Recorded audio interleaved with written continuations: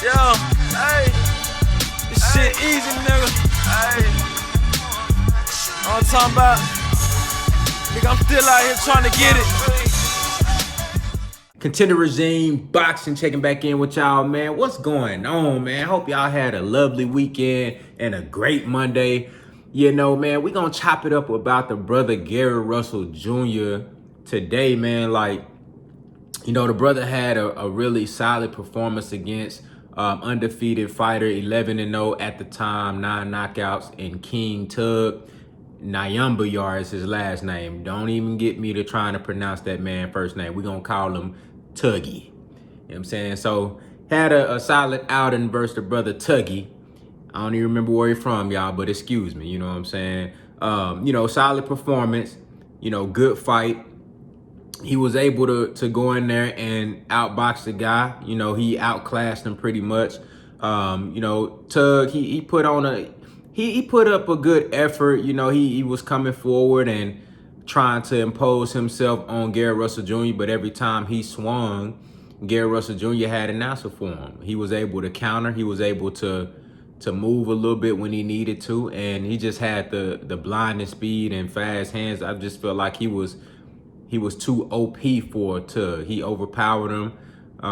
He just had too much skill and too much in the toolbox, too much experience for the boy Tug. So good performance from Gary Russell Jr.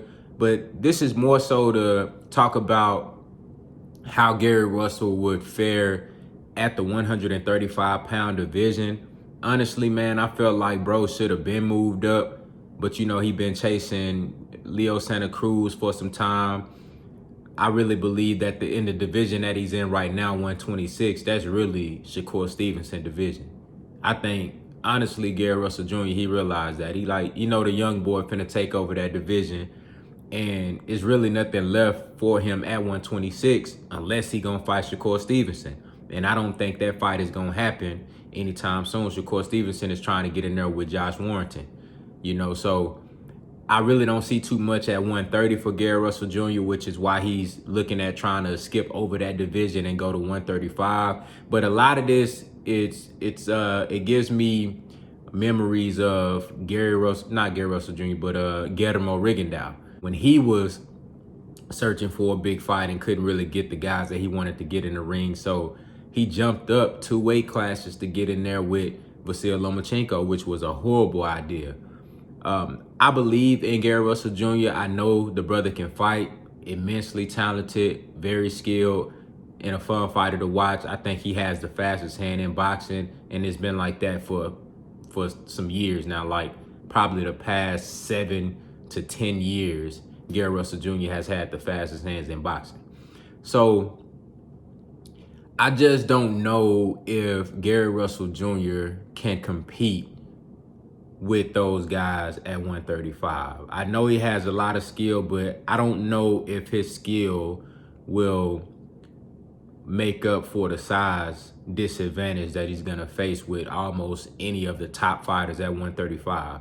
Even Tank Davis. Tank Davis is not a big guy. Yeah, he's overweight often in the off season and in between fights, but that's not really his natural weight. Tank Davis just suffers from a lack of discipline. Tank Davis is like 5'3". That brother can make 126, 130 if he had discipline like that, but he just simply don't have the discipline to stay in shape in between fights. So he not necessarily no huge guy.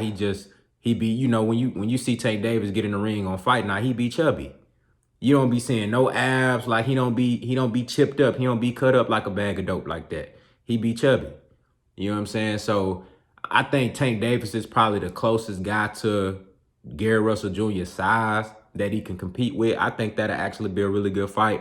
I think Gary Russell Jr. has some skill advantages over Tank Davis, but I just don't know if he'll be able to, you know, make Tank Davis respect him in the power department. And, you know, I can see Tank Davis just charging at him and trying to get him up out of there. But, you know, Gary Russell Jr. will make him pay in certain spots. And it would be, you know, we got to see. We got to see how Russell Jr.'s power travels up to 135, how his punch resistance travels up. It'll be something to see, you know.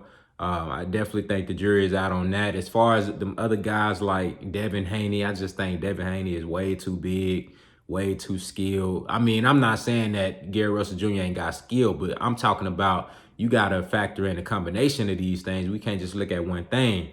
Off top, you already got the size disadvantage. That's off top. And then you add on top of that Devin Haney is probably the most skilled fighter in that division. You know, the youngest, most athletically gifted, just pure talent. I mean, that's tough. We already seen how the Basilio Mishchenko fight went. I don't see Gary Russell Jr. beating him a second time around. I just don't. The same reason that Gary Russell Jr., the same way that Gary Russell Jr. is going to be able to take some things that he did, you know, not so good in the first fight and try to capitalize on the second fight. I think Basilio Lomachenko is that type of fighter where he going to be able to capitalize and make adjustments and probably go out there and do an even better job on Gary Russell Jr. I don't know, but I wouldn't favor Russell Jr. in that fight, not at 135. Teofimo Lopez, dude, he too big for Gary Russell Jr., man. Ryan Garcia, I don't even think they would put Ryan Garcia in there with Gary Russell Jr. so early. But, I mean, if he go up to 135, if I'm Golden Boy, I would put him in there with Gary Russell Jr. I would feel comfortable. I would feel confident in Ryan Garcia to be competitive versus Gary Russell Jr. at 135. The size difference is just too much, man. And like I said, this reminds me too much of Guillermo Rigondeaux searching for a fight and going through, I don't want to say unnecessary because you want to be great and dare to be great. I admire Gary Russell Jr. for his heart and his competitiveness and his want to prove himself and prove that he is one of the best.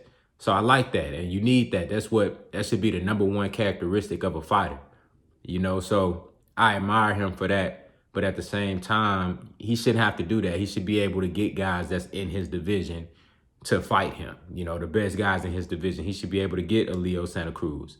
He should be able to get a Josh Warrington, and these guys in his division. So I'm just saying, man, like, I love Gary Russell Jr., man, but I just don't know how he going to do at 135. Now, you do elevate your game when you get in there with better competition. When you step up and you get in there with elite competition and you got to bring it or else, some guys elevate their game. So we could see some of that if we were to see him in there with one of the top guys at 135. So I'm not ruling out Gary Russell Jr. being able to be competitive. I'm just saying, just from my perspective and from my eye test, I don't know how well the brother would do at that weight division. So y'all let me know what y'all think down in the comments, man. How do y'all feel about Gary Russell Jr. and his chances to go up to 135 and be a champion or a contender or anything like that, man? I'm interested to see what y'all think. Y'all let me know down in the comments, man. Contender regime, boxing, I holla at y'all boys, man.